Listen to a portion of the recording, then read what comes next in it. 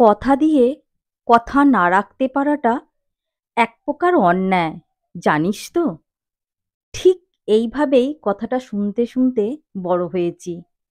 সবসময় এটা শুনেছি, কথা ভেবেচিন্তে বলতে হয়, কথা ভেবেচিন্তে দিতে হয়। আমি সমস্তটাই শেয়ার করব কেন এটা বলছি। যেহেতু নতুন ব্যাগ, তাই কিছু তথ্য দিয়ে নিই। এখানে যে পুঁতিটা দেখছেন, সেটা পাল পুঁতি। একটা 8 mm, একটা 10 mm। এবার দেখুন এটা ঢোল পুঁতি। এর সাইজটা আছে 12 mm পুঁতির সমান। আর রয়েছে 40 mm সুতো। আমি আজকে 40 mm সুতো ব্যবহার করছি ইচ্ছে করেই। ডবল সুতোয় কি করে পুঁতি গাঁথতে হয় সেটা দেখিয়ে দেওয়ার জন্য। আমার কাছে রিকোয়েস্ট ছিল ডবল সুতোয় পুঁতি গেঁথে একটু দেখিয়ে দিন। আমি সবসময়ই বলি যে কারোর কাছে যদি সুতো না থাকে 60 mm এবং যদি সরু সুতো থাকে 30 mm বা 40 mm, তা দিয়েও আপনি আপনার শখের ব্যাগটা তৈরি করে নিতে পারবেন। কিন্তু আমার দেখিয়ে দেওয়া হয়নি কোনোদিন। তাই আজকে আমি মনে করে ব্যাগটা ডবল সুতোয় তৈরি করে দেখিয়ে দিচ্ছি। একটা সুতোয় কাজ করছি, মানে একটা হাতে সুতো নিয়ে কাজ করছি। সুতোটা ডবল রয়েছে। ডবল এই কারণে নিয়েছি, পুঁতির সাইজ এখানে বড় রয়েছে। যদি 40 mm সুতোতে আমি ব্যাগটা তৈরি করি, ব্যাগটা নড়বড়ে হওয়ার সম্ভাবনা থাকে। তাই আমি সুতোটাকে ডবল করে নিয়েছি, এতে কাজের আর কোনো অসুবিধাই হবে না। আর আমি পরিষ্কার পরিচ্ছন্নভাবে দেখিয়ে দিয়েছি খুব ধীরে ধীরে। আর একটা সুতোয় কাজ, অন্য কোনো সুতোয় আর পুঁতি নেওয়ার দরকার নেই। তাই আর প্রতিবার বলে দিচ্ছি না সুতোয় কটা পুঁতি নিলাম। এবার আসি আমার কথায়, যে কথা দিয়ে আমি শুরু করেছিলাম। একজন বোন আমাকে জানিয়েছে, দিদি, তুমি কথা দিয়ে কথা রাখছো না। কথাটা শুনে একটু চমকে গেছি। হঠাৎ করে শোনা তো। জানতে চাইলাম, কি কথা রাখিনি সেটা যদি একটু বলো। তারপর একে একে শুরু করেছে যে আমি কি কি কথা দিয়েছিলাম আর কি কি কথা রাখিনি। লিস্ট অনেক বড়। তার মধ্যে একটি হচ্ছে ডবল সুতোয় পুঁতি গেঁথে দেখিয়ে দেওয়া। হ্যাঁ, আমি বলেছি, বহুবার বলেছি, কিন্তু আমার দেখিয়ে দেওয়া হয়নি। যাই হোক, সেটা তো আজকে আমি করে দিচ্ছি। এরপর বলেছে, দিদি, অনেকগুলো ডিজাইন তুমি বলেছিলে এভাবে দেখিয়ে দেব, কই সেটা তো আর পোস্ট করোনি। এই রকম বেশ কিছু কথা রয়েছে যেগুলো আমার রাখা হয়নি। হ্যাঁ, সে যেটা বলেছে সেটা ঠিকই বলেছে। আমার মাথায় রয়েছে আজ পর্যন্ত যে যে ভিডিও আমি পোস্ট করেছি এবং বলেছি এই ডিজাইনটা অন্যভাবে করা যায়, হ্যাঁ সেটা যায়, কিন্তু আমার দেখিয়ে দেওয়া হয়নি।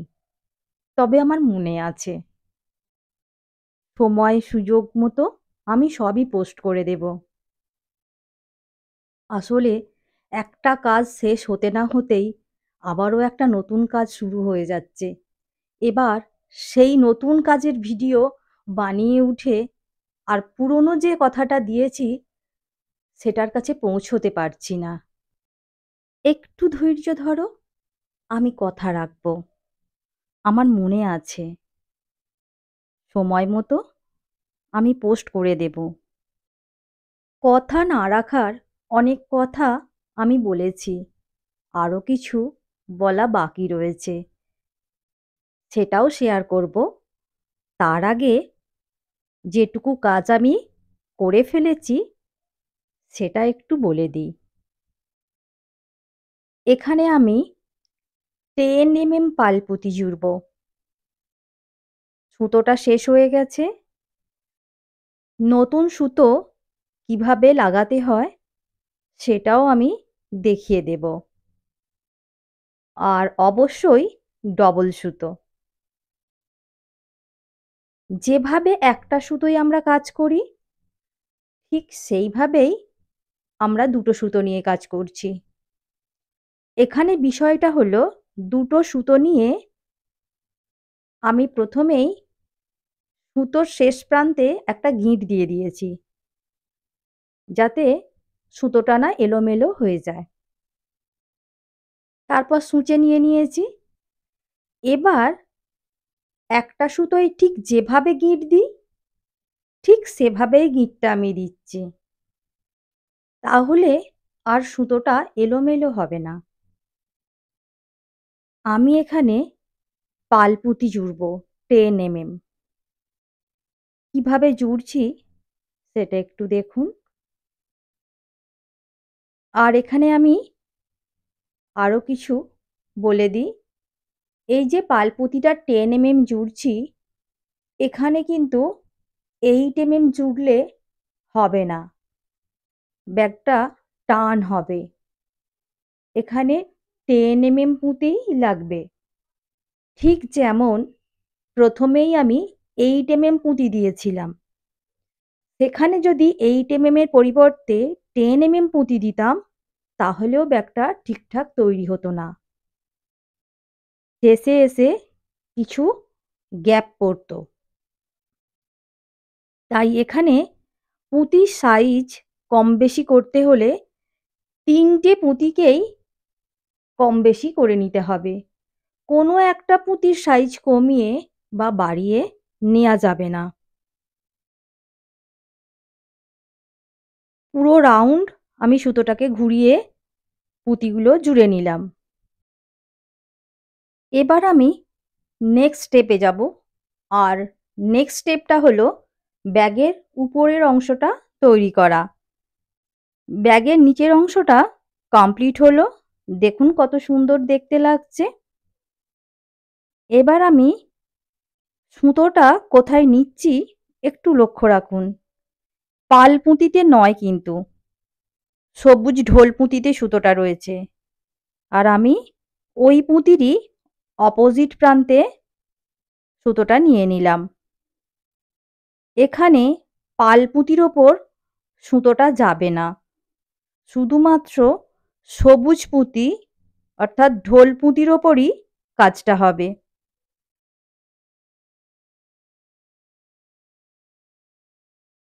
একটা সুতোয় কাজ করছি, তাই সুতোটা ঘুরিয়ে সামনে নিয়ে চলে আসতে হচ্ছে পরের অংশটা তৈরি করার জন্য।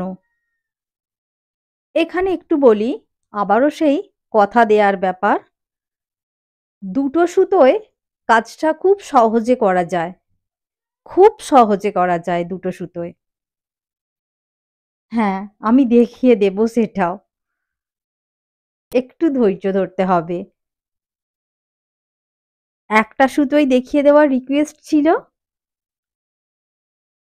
আমি করে দিচ্ছি। আর আমি নিশ্চিত যারা পুঁতির ব্যাগের সঙ্গে যুক্ত রয়েছে বা পুঁতির যে কোনো কাজ করে, তারা দুটো সুতোয় কিভাবে কাজ করতে হবে একবার ডিজাইনটা দেখলেই বুঝতে পারবে।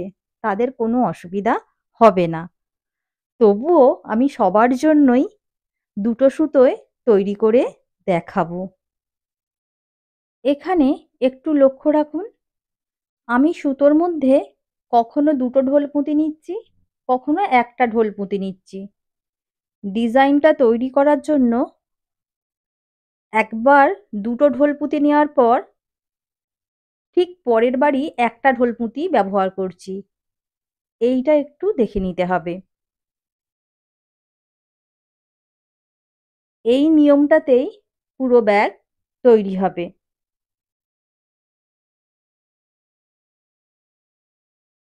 আমি এই রাউন্ডটাতেও দেখিয়ে দিচ্ছি, এর সাথে সাথে এর পরের রাউন্ডটাও দেখিয়ে দিচ্ছি ডিজাইনটা কিভাবে তৈরি হচ্ছে। এই ডিজাইনটা আমার চ্যানেলে প্রথমবার, তাই খুব ধীরে ধীরে কাজটা আমি দেখিয়ে দিয়েছি। আর শুধু ডিজাইনটা নয়, ঢোল পুঁতির ব্যাগ এই প্রথমবার। ঢোলপুঁতির ব্যবহার আমি এর আগেও করেছি, তবে ব্যাগের ক্ষেত্রে নয়। ব্যাগ ছাড়াও আমি আরও অনেকগুলো প্রোডাক্টের কাজ করি, সেখানে ঢোলপুঁতির ব্যবহার হয়েছে। ঢোলপুঁতি আমার খুব পছন্দের, খুব সুন্দর দেখতে, তবে একটু দাম বেশি। আর যেহেতু ব্যাগের ক্ষেত্রে অনেক পুঁতি ব্যবহার হয়, তাই নিজে একটা বানিয়ে প্রেজেন্ট করব সে সাহস হয়ে ওঠেনি, কারণ অনেকগুলো পুঁতি সেখানে আটকে থাকবে। রিসেন্টলি এই কাজটা আমি পেয়েছি। এই পুঁতির ব্যবহার অন্য জায়গায় দেখে, মানে আমারই কাজের অন্য জায়গায় দেখে একজন অর্ডার করেছে, তাই সব কাজ ফেলে রেখে আমি এটা শুরু করে দিয়েছি, যেহেতু অনেক দিনের ইচ্ছে ছিল ঢোলপুঁতি দিয়ে একটা ব্যাগ তৈরি করার। হ্যাঁ, এখানে অন্য ভিডিও আসার কথা ছিল, তার এডিট আমি বন্ধ করে দিয়েছি। উৎসাহ নিয়ে এটাই আমি করছি। নতুন তো, আপনাদেরও ভালো লাগবে। যেটা দেওয়ার কথা ছিল, মানে যে ভিডিওটা, সেটা একটু পরেই না হয় পেলেন। সেই সংক্রান্ত ভিডিও তো পোস্ট করা আছে, কাজটা চালিয়ে নিতে পারবেন। তাছাড়া অধিকাংশ সময়ই আমরা চৌকো ব্যাগ বানাই। গোল ব্যাগ, বালতি ব্যাগ বা ত্রিকোণ ব্যাগ, একটু অন্য শেপের ব্যাগ পেলে মনটা ছুটে যায় সেখানে, একটু নতুন কিছু করার জন্য। বালতি ব্যাগ বা গ্লাস ব্যাগ এর আগে আমি একটা পোস্ট করেছি, সেটা একটু অন্য নিয়মে তৈরি, এটা অন্য নিয়মে তৈরি, পুঁতিও আলাদা। বালতি ব্যাগ করতে বেশ ভালো লাগে, খুব দ্রুত তৈরি হয়ে যায়, আর একেবারেই অন্যরকম, দারুণ গর্জাস, ভীষণ ভালো লাগে তৈরি করতে, আবার ব্যবহার করতেও। যারা একটু অন্যরকম কিছু পছন্দ করেন, তাদের জন্য এই ব্যাগটা দারুণ লাগবে। কথা বলতে বলতে আমি কিন্তু অনেকটা কাজ করে ফেলেছি, আর আমি প্রত্যেকবার কিন্তু কটা পুঁতি নিচ্ছি সেটা বলে দিইনি। এখানে প্রায় এই রাউন্ডটা শেষের দিকে, তাই একটু আমি এই দিকে মন দিচ্ছি, কারণ এখানে এসে দুটো প্রান্তকে জুড়তে হবে।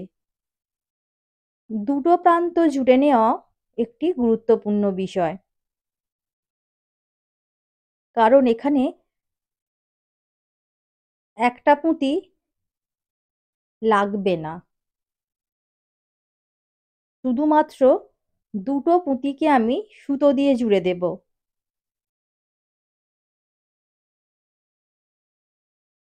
ডিজাইনটা সেরকমই তৈরি আছে।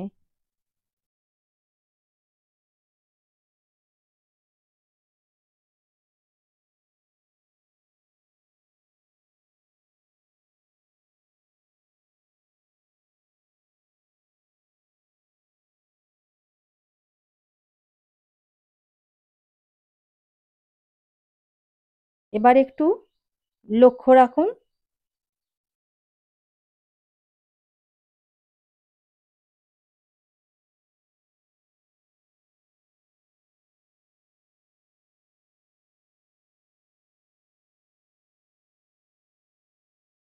এবার আমি সুতোটাকে ঘুরিয়ে সামনে নিয়ে চলে আসছি।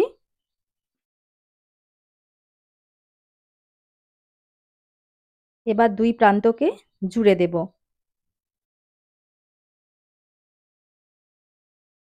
এই যে একটা পুঁতি রয়েছে, সেই পুঁতির মধ্যে আমি সুতোটা নিয়ে নেব,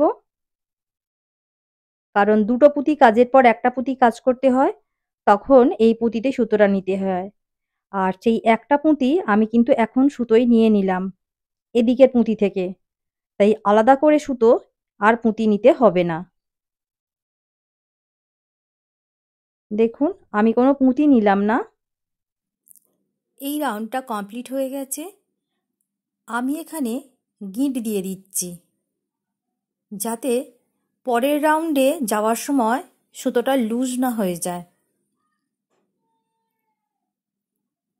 ব্যাগটা অনেক টাইট থাকে তার জন্য। এটাও ব্যাগ তৈরি করার ক্ষেত্রে একটা নিয়ম। যদি কিছুটা স্টেপ করার পর আপনি গিঁট দিয়ে দেন তাহলে ব্যাগটা অনেক শক্তপোক্ত হয়, টাইট থাকে। এবার আমি এখানে পালপুঁতিগুলো জুড়ে নেব। যেভাবে এর আগে জুড়েছিলাম ঠিক সেভাবে। পালপুঁতিটা জোড়ার পর রাউন্ডটা পুরো ক্লিয়ারলি আপনারা বুঝতে পারবেন। তখন আর পুঁতির এই এলোমেলো হয়ে যাওয়া ব্যাপারটা থাকবে না। দেখুন পুরো পরিষ্কার বোঝা যাচ্ছে রাউন্ড। এবার আমি এখান থেকে পরের স্টেপে যাব। এখানেও একটা গিঁট দিয়ে নিলাম যাতে সুতোটা না লুজ হয়। ডিজাইনটা একটু ভালো করে দেখুন, কোথাও আঁকা বাঁকা নেই। পুঁতিগুলো যদি মিলে যায় তাহলে কিন্তু আঁকা বাঁকা হয় না, সুতোয় টান পড়ে না। তা না হলে ব্যাগ করতে একটু অসুবিধা হয়, মানে হয়ও না ঠিকঠাক। দেখুন পরের স্টেপটা আমি শুরু করে দিয়েছি। এখানে নিয়মের কোনো ব্যতিক্রম নেই, শুধুমাত্র একটা ডিজাইন পুরোপুরি কমপ্লিট করতে হবে, সেই জন্য এই রাউন্ডটা দেখিয়ে দেওয়া।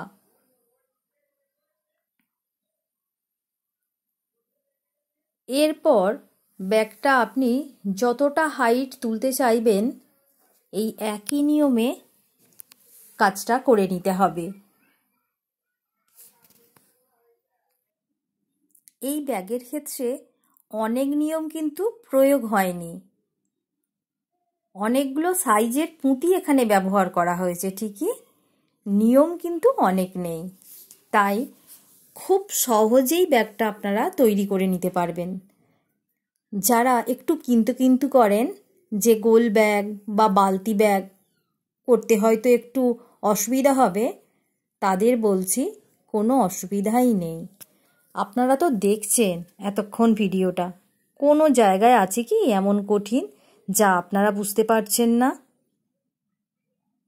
দেখুন এই রাউন্ডটা আমি কমপ্লিট করে দিলাম। পুরো ডিজাইনটা এখানে কমপ্লিট হয়ে গেছে।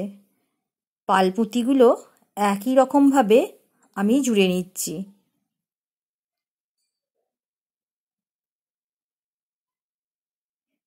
তৃতীয় রাউন্ড একই রকমভাবে হবে, চতুর্থ রাউন্ড একই রকমভাবে হবে। তাই আর অনেকটা আমি দেখিয়ে দিচ্ছি না। তৃতীয় রাউন্ডের শুরুটা করি, আমি স্কিপ করে যাচ্ছি। শুরুটা দেখেই আপনি বুঝতে পারছেন নিয়ম একই রয়েছে, তাহলে আর ভিডিওটা বাড়িয়ে দিই কেন। দেখুন আমি এখানে পুরোটা কমপ্লিট করে নিয়েছি, আর ডিজাইনটা কত সুন্দর হয়েছে। কোথাও সুতোর মধ্যে কোনো টান নেই। যে পুঁতির মধ্যে দিয়ে সুতোটা যাওয়ার কথা আপনারা ঠিক সেই পুঁতির মধ্যে দিয়েই নিয়ে যাবেন, শর্টকাট রুট কিন্তু নেবেন না, তাহলে ব্যাগটা এত সুন্দর দেখতে লাগবে না। এবার বাকি রয়েছে ব্যাগের মধ্যে একটা হ্যান্ডেল জুড়ে দেওয়া। আমি এখানে পুঁতি দিয়ে হ্যান্ডেল তৈরি করে নিচ্ছি। আপনারা আপনাদের পছন্দ মতো হ্যান্ডেল কিন্তু এখানেও জুড়তে পারবেন। বাজারে অনেক ধরনের হ্যান্ডেল পাওয়া যায়। আর অবশ্যই হ্যান্ডেল জোড়ার সময় পুঁতিগুলো সমান সমান ভাগ করে নেবেন। যেহেতু একটি মাত্র হ্যান্ডেল এখানে জুড়ছি, তাই হ্যান্ডেলের দুদিকে যেন সমান পুঁতি থাকে, তাহলে ব্যাগটা ব্যবহার করতে সুবিধা হবে। হ্যান্ডেল জোড়াও এখানে খুব সহজ। এখানে শুধু লক্ষ্য রাখার বিষয়, যেমন ডবল সুতোয় আমি ব্যাগ তৈরি করেছিলাম তেমন এখানে 4টে সুতো নিয়ে আমি হ্যান্ডেল তৈরি করছি, কারণ পুঁতিটা বড় রয়েছে। দেখুন 4টে সুতো রয়েছে পুঁতির মধ্যে, যাতে হ্যান্ডেলটা অনেক শক্তপোক্ত হয়। এই হ্যান্ডেল তৈরি করার জায়গাতে আপনারা 90 mm সুতো ব্যবহার করতে পারবেন, 60 mm সুতোতেও হবে। যেহেতু আমি এখানে ডবল সুতোই কাজটা দেখিয়ে দিচ্ছি একটা উদ্দেশ্য নিয়ে, যে যারা হাতের কাছে 60 mm সুতো পায় না, কিন্তু 30 mm সুতো পেতে তাদের কোনো অসুবিধা হয় না, তারাও এই ব্যাগটা তৈরি করতে পারবেন, অসুবিধা নেই, সেটা দেখিয়ে দেওয়ার জন্য। তাই আমি হ্যান্ডেলটাও এই সুতো দিয়েই বানালাম, কিন্তু 4টে সুতো নিলাম ভাঁজ করে। হ্যান্ডেল জোড়া কমপ্লিট। আর আপনারা তো জানেনই, এক্সট্রা সুতো গিট দেওয়ার পর কয়েকটা পুঁতির মধ্যেই নিয়ে নিতে হয় গিটটাকে সিকিওর করার জন্য। আর হ্যাঁ, এখানে আমি হ্যান্ডেলটা তৈরি করার জন্য 14 mm লিচু পুঁতি নিয়েছি। এটা আমি প্রথমে দেখিয়ে দিইনি, কারণ লিচু পুঁতিটা এখানে নিতেই হবে এমন নয়, আপনারা অন্য পুঁতিও, অন্য সাইজের পুঁতিও ব্যবহার করতে পারবেন। এবার বাকি রইল ব্যাগের মধ্যে কাপড় জোড়া। যেহেতু এখানে বটুয়া ব্যাগের স্টাইলে কাপড়টা জোড়া হবে, তাই আমি তার ভিডিও এখানে আলাদাভাবে পোস্ট করব, এখানে আর দেখিয়ে দিচ্ছি না। আশা করি এই পর্যন্ত কাজটা আপনারা সকলেই বুঝতে পেরেছেন। এখানেই শেষ করছি, দেখা হবে পরের এপিসোডে।